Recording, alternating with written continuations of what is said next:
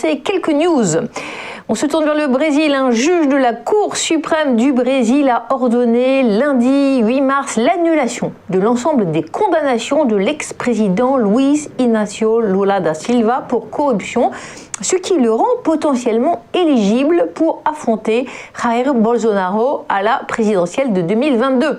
Le tribunal de Curitiba, qui avait condamné Lula dans 4 procès, a été considéré comme pas compétent pour juger ces affaires.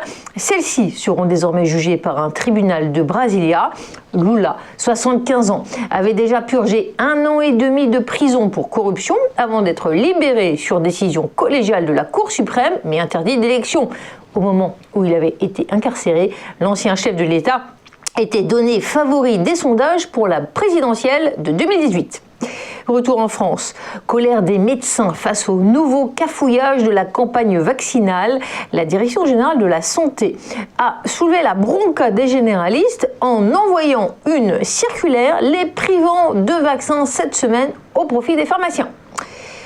Et puis on revient à l'actualité économique. Pour la première fois depuis le 5 octobre, jour où Veolia a acheté à Engie 29,9% du capital de Suez, Philippe Varin, le président de Suez, ouvre enfin la porte à des négociations. Malgré des mois de bataille en justice et de recherche d'un chevalier blanc, Suez n'a pu ni empêcher Veolia de déposer son OPA, ni trouver de chevalier blanc.